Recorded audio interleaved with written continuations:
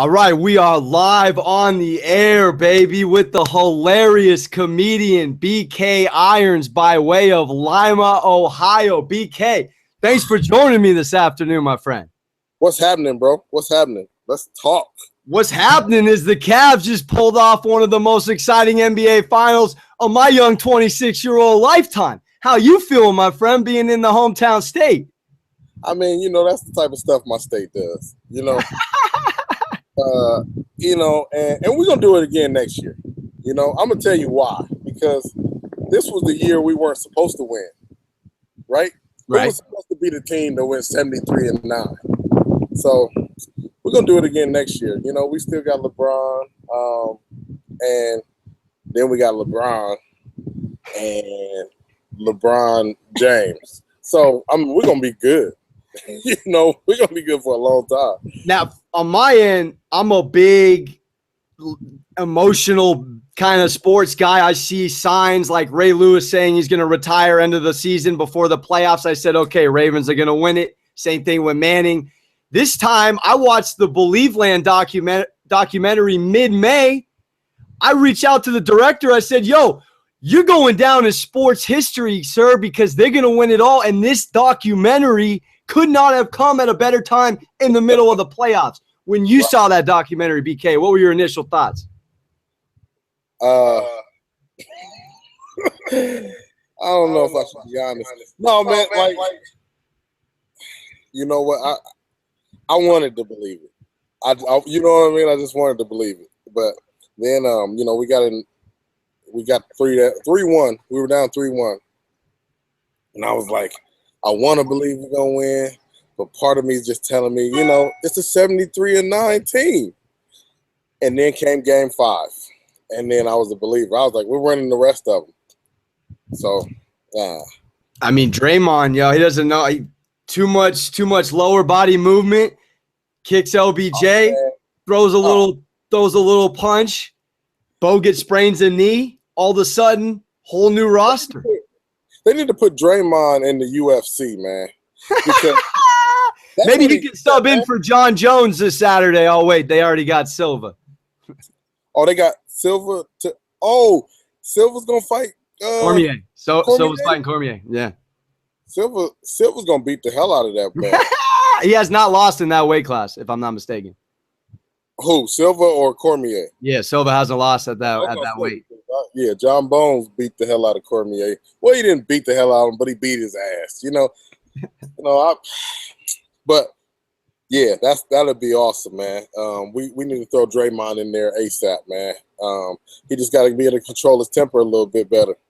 Watching that series, I'm from San Diego, so now you've passed the torch. Literally, we're now the longest city to have no major championship, and we don't have a LeBron James. So for us, thankfully, we got 73 in La Jolla Shores, because otherwise we're gonna be strapping in for a long time here.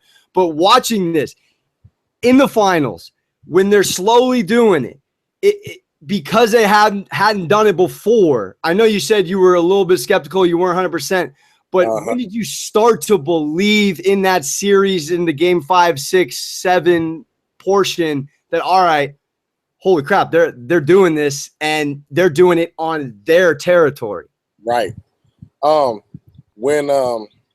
we went back home for game 5, and then we just smacked the hell out of them. So then that game, I was like, damn, if we play with this much aggression every day, we look like the 300 out there. You know what I mean? Like, we was like, Cavaliers, what is your profession?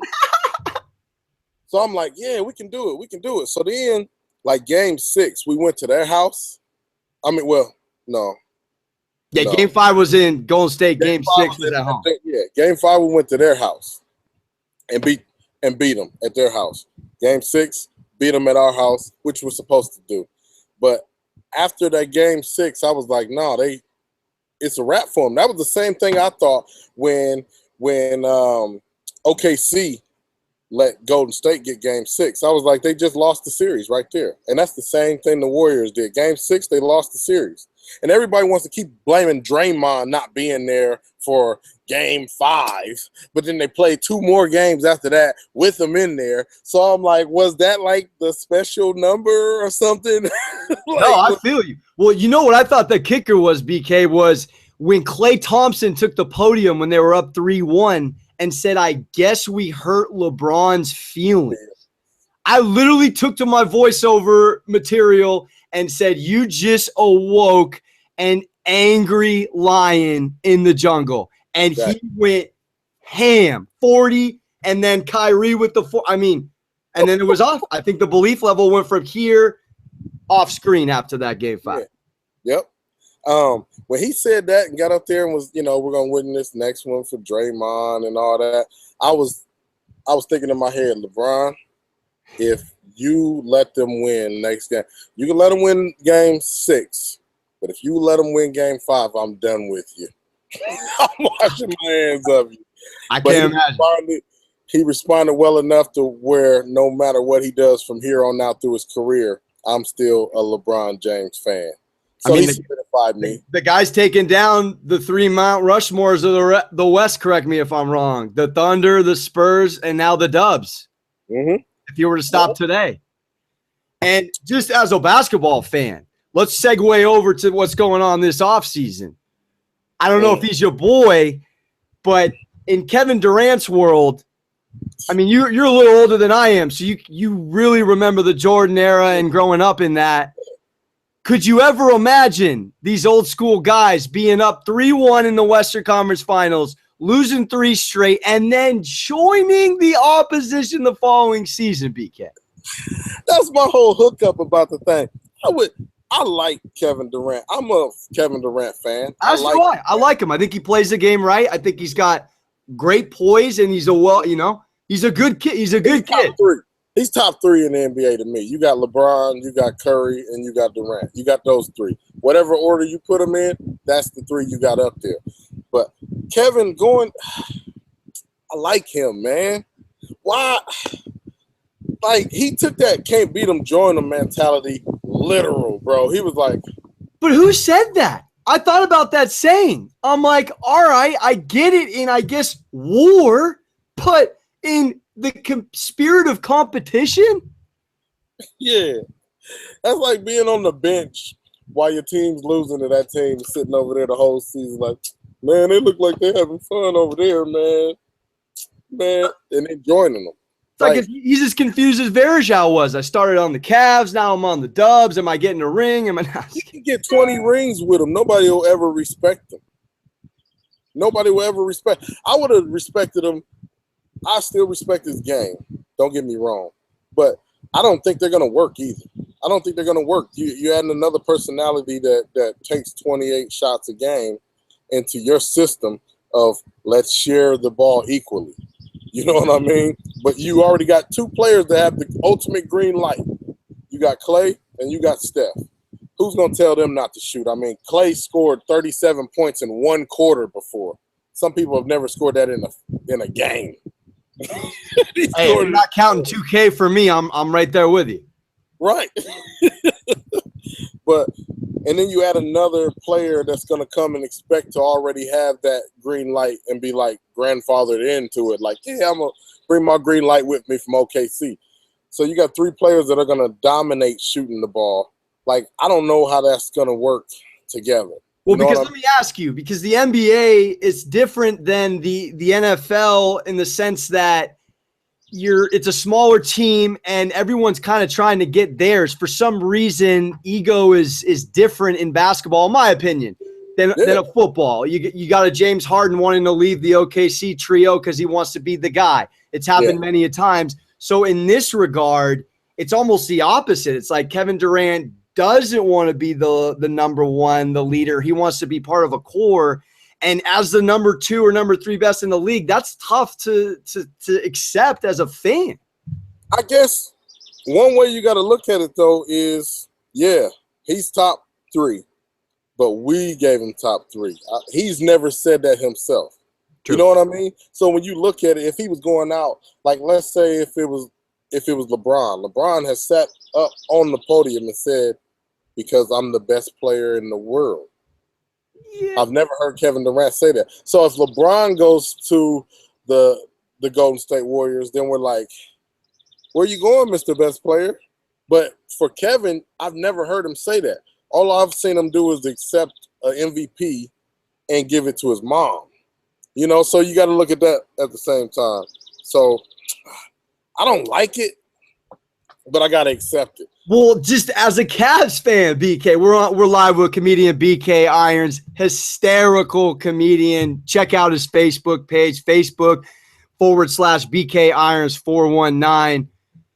BK, I mean, we're talking next year's finals. It's Cavs Warriors again, barring any huge injury.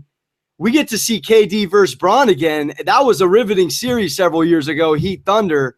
What do you expect this dynamic? Do you think the Cavs this offseason, because there's plenty of moves to make still with Delhi probably not coming back and Mozgov gone, do you expect them to not try and go more towards what the Warriors are doing with fast and loose and go even more physical with their next signing?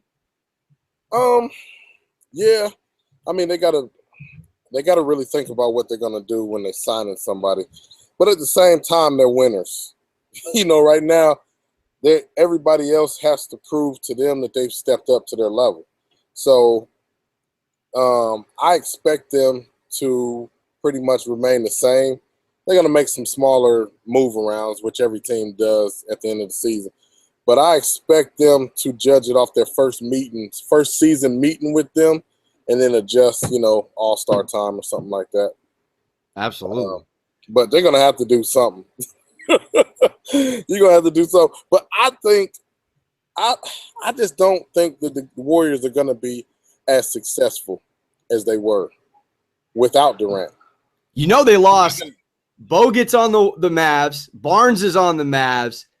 Azili just signed with the Blazers. And Mo Spates, a.k.a. Mo Buckets, is on the Clippers. They lost 3 of their bigs and Barnes and Barbosa back on the Suns. That's 5. That's almost half their squad. Gone. For me personally, I wish they would have kept Barnes because he helped us out so much. That joker was shooting everything. Like, he was shooting as if, like, you know, he had made some. You know what I mean? Like, every time he got the ball, I was like, shoot it. Shoot. Yeah. There you go. Keep shooting, man. But they – like the kid that has to play 2 quarters in rec ball growing up? Like, yeah, just give it to that kid that you reserve on the bench all year, he really can't play, but everybody in the school likes him. So you give him the last 10 seconds of the game at the end of the year, that type of stuff. But well, let's segue over to D Wade. The guy's a lifer in Miami, so we all thought he's a Chicago hometown kid, obviously. Did you ever suspect him to leave Miami and the Pat Riley empire down there? No. Actually, when they were talking about the possibility of him leaving, I'm like, that's a total bluff. For one, he's not going anywhere. For two, that's Mr. Miami himself. What? Pat Riley, you give that man whatever he wants. You know what I mean? He's brought you 3 rings, Pat. 3.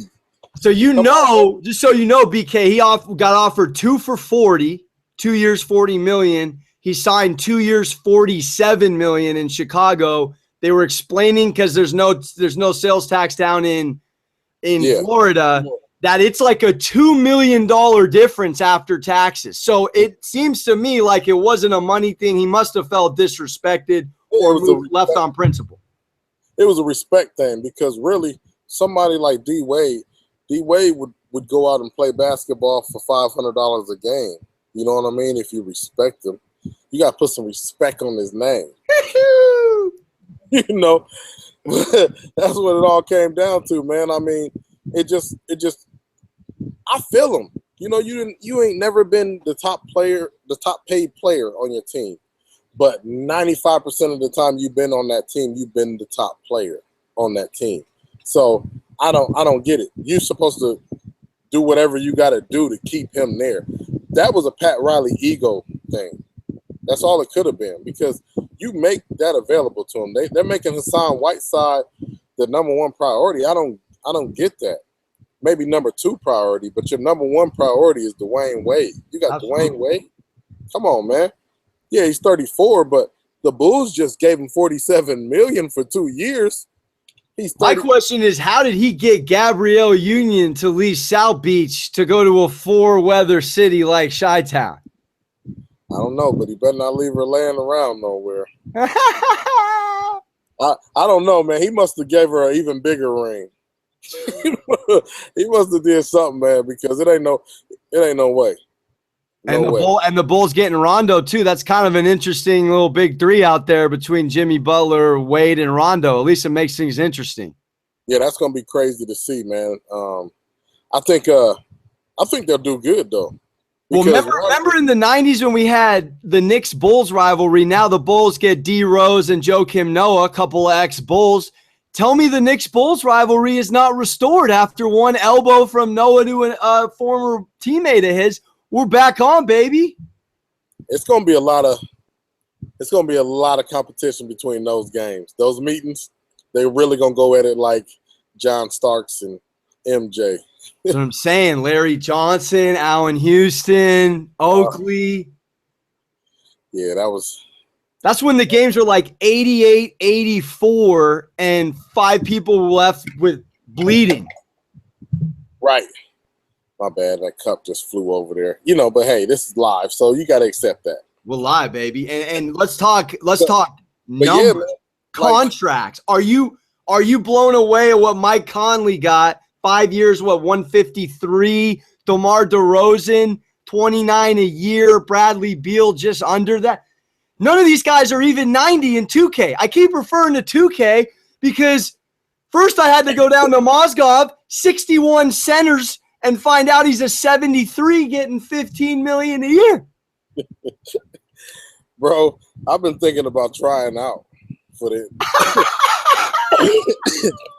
I've been thinking about trying out. I know if they can get that much, I know I'm good for at least like $40,000 a year. I can stand in one spot, man, and just take charges all game, man. Because I've never seen a free agency like this where they're just giving away money. Like it's like they just found some new money and was like, hey, look, guys, we just noticed we've been making all this profit all this time. Here, guys, take some of this. Mike Conley, he's a good player. 9 years in the league, career numbers 14, 6, and 3, and I'm rounding up. Does 14, 6, and 3 Kobe money all of a sudden? Kobe money. Yeah. I don't get it, man. I don't get it, man. I hope one of these guys takes one game check one time and feeds a third world country. That's all I'm saying. Just one time. One time. Do something. I mean, go adopt a bunch of dogs and put them in your house and have them living luxurious or something. Change somebody else's life with you, because you're obviously getting a gift.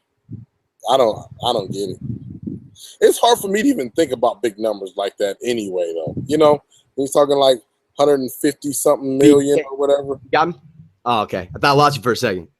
Oh man, you froze up for a second. I was looking like, wait a minute, why is he? No, I was just busting the robot, just trying to little free advertisement right there. No, you wasn't even moving on my screen. You were like this. I was like, damn, I know I'm good looking, but don't stare, bro. Yo, let's talk about yourself for a second, because I've been inspired by your page. Hilarious. You combine comedy, you combine sports. What was the inspiration for when you started? Because you got a great voice, big personality, and you're very funny. My inspiration for starting comedy, period. I started doing my first time doing stand-up was a year and a half ago. So I'm right there with you. I'm about 13 months in as well. Yeah. So there you go. And my buddies were always saying, man, and new people I would meet, they'd always be like, man, you need to be a comedian. You should be a comedian. You are hilarious. So then finally one day I just said, man, I'm going to try it. So I got up on the stage. I tried it. I killed it. I got a crazy response. And it was like a crack high. So I've heard. Yeah. So I've heard. I've never tried crack. Let's put that out. Neither have I. But so, and then like as far as the videos, man, I'll see something that I think's funny, and then I'll just share it with the world. And if they think it's funny too, then by all means laugh. And if they don't think it's funny, by all means laugh anyway. You know? But I also like that you're picking issues that are important in society and finding a way to have some substance in there, but also make people laugh. I think that to me is one of the greatest gifts, because that's how we get through tragedy and tough times, is being able to, when it's appropriate, be able to, you know, throw that comedic spin on things. Well, sometimes I just see something that even though I might not be able to make it into a funny situation, it's just something that I see that I feel something about, and I just feel like I have a platform, and I feel like it's wrong for me if I don't say anything. You know what I mean? Because when you got a platform, along with that comes a duty. You know what I mean? So when something comes, when I catch something, I just feel like, you know, if I don't say something, then I'm wrong. Because before I had a voice, what little voice I do have, I would always say, man, why ain't anybody speaking on this? Why ain't anybody saying nothing about that? But now that I'm here, I can't say, why didn't they say nothing about this? Why didn't they say anything about that? I have to say it. So I have to be just as hard on myself as anybody else. Well, just in the few short months, for those watching, listening, over 25,000 Facebook page likes and over 6 million views collectively. The man's killing the game. This is what happens when you follow your bliss, my friend. I guess so. Man. As long as I can keep it funny, man, I'll be all right. You know, my motto is keep it 100 or keep it to yourself. I like it. Well, y'all, I like asking comedians that are sports fans, because comedy and sport, like, to me, I always like asking comedians, if you were to relate one sport to the art of stand-up, which sport would it be and why? Oh, man. If I was to relate a sport. Man, that's not even sound effects, folks. That's just real life. Ohio birds in the background, baby. I got city life and buses. You got birds chirping on a porch. Oh, it's a red rock. It's a cardinal too. Woo! If I was to relate it to a sport, I'd say, I'd have to go back like in the Roman times, man, and like, all right, you know, like put it on like in the gladiator ring, you know, because when you're doing stand up, you're up there and you're showcasing your talent in front of all these people, and you're putting on in front of them, and you know, there's a possibility you could just die right in front of them. But you're going to do everything you can to make sure that you kill it. You know what I mean? Right. Like, so I'd have to say, like, going back to the gladiator days, being in the gladiator ring, you know, in my former life, I was a gladiator fighter, which is why I have superior fighting skills these days. I love it. Born with it. That's well said, man. That's well said. I've gotten golf before, boxing, interestingly enough, but I have not gotten gladiator. You just added a whole nother dynamic to that question, good sir. Yeah, that's because they weren't as dangerous as me. You know, those guys, they talk about golf and stuff like that. Where are you getting these guys? You getting these comedians from the assisted living community or what? They drinking Ensure while they doing the interview? I mean, I'm joking. But yeah, that's just what it feels like to me. You know what I mean? And like, it's like, I don't know, man. It's when you're in front of people and you have the power to make somebody forget about their bad day that day, and they're just paying attention to what you're saying at that moment, hanging on every word and every body movement and all the body language you're giving to them, man. It's something about that, man. I love it. I really do. Taking it back to sports also teaches you a lot about life, great life lessons. You learn a lot playing sports growing up. What's one thing that sports has taught you, either playing the game or watching? Sports teaches you discipline. You know, sports teaches you you know, how to get it from point A to point B. Because a lot of times in life, we just look at it like, this is where I'm trying to go. You're not looking at any of the obstacles in between, because you might want to go straight to that point. But maybe if you take a right here, a left here, a right here, and pass it to this guy and get it back from this guy, then it'll be a lot smoother than that straight route that you envision. Because you got peaks and valleys all along that way that if you just go around, you make it a lot easier on yourself. So sports gives you structure. You know what I mean? It structures your life. Like, you know, when I was a kid, you know, playing football and basketball and baseball and stuff, you know, every day I got to do this at this time. It prepares you for adulthood. Well, nothing. I like it. That's well said. Well, I know you're a busy man. You got to get going. So I got just a couple more for you real quick. First off, I don't know if you saw this, but once the Cavs won, Rihanna posted like 5 pictures of the king. I made a video saying, LeBron, like, how many men get to live this life? Like, I'm not a home wrecker, but yo, it'll make you Eskimo brothers with J.R. Smith.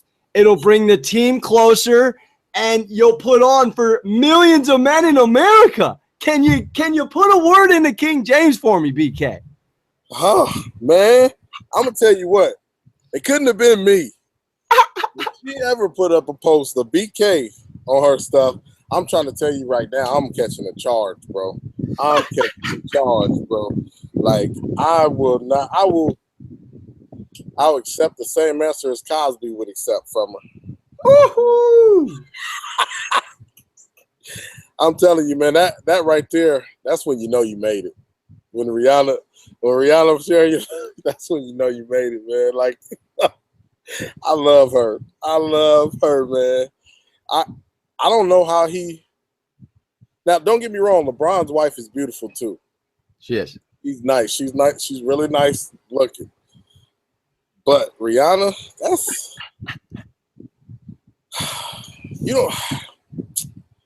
you just don't find that all the time, man. That's exotic, man. That ain't even homegrown. That's imported beauty, bro. Like, you don't just let her. I'm trying to tell you right now, this is me.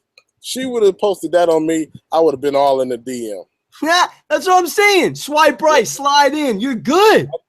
I'm trying to tell you. Like, if we were at the same event somewhere and I just seen it, I would have went in the DM. I'd have been like, hey, listen, it can go down in the GM.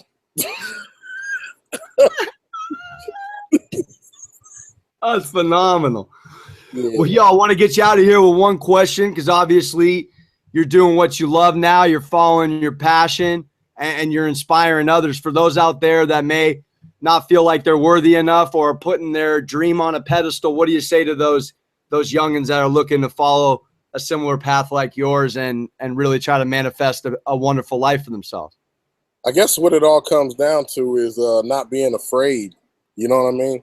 Because a lot of times we have a fear of failure. And at the same time, you got a fear of success. You know what I mean? Because success is even more overwhelming than failure. Because we set out to do something, and if you don't really believe in it anyway, you're already anticipating the failure because you're not giving your all to it. But success is something to be feared also, because when it happens the way you envision it and it all comes together, that's scary. You know what I mean? Like so don't be afraid of it. Just be prepared. You know, don't be scared. Be prepared.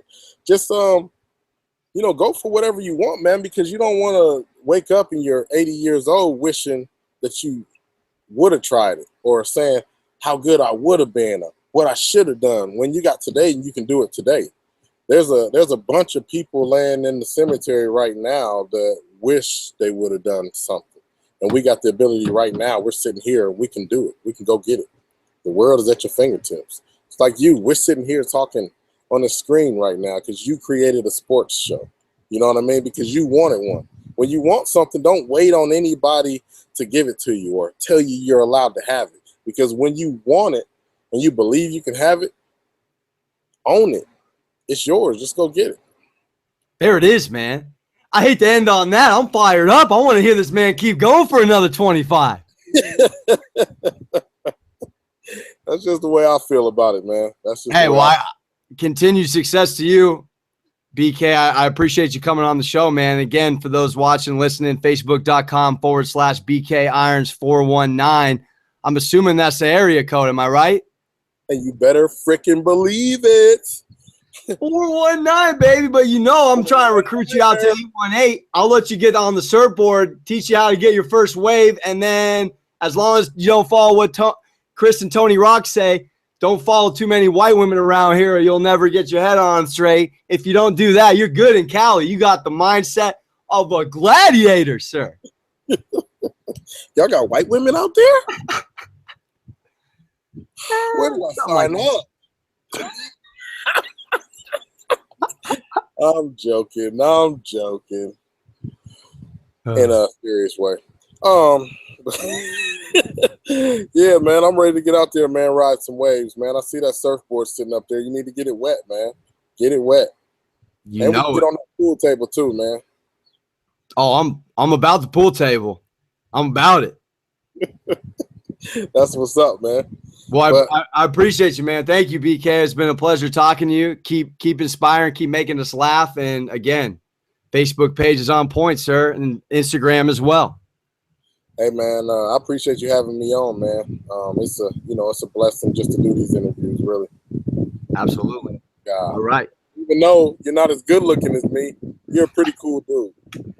I appreciate that. Well, I am going for Seinfeld and Costanza for 2016. Just we gotta have some kind of candidates because the ones we got, I'm gonna end it on that. I ain't going no further. They already hate me because I said something about Donald Trump. I'm not doing it no more. No more. That one was good though. That one was so good and necessary. Yeah. All right, bro. All right, man. Have a good weekend. This is the Extraordinary Sports Show on YouTube Live. Your host, Alex Monaco, along with our lovely guest, the comedian BK Irons. He's hilarious on stage. He's hilarious on camera. Check him out. Until next time, ta-ta, sports fans. Thanks, BK.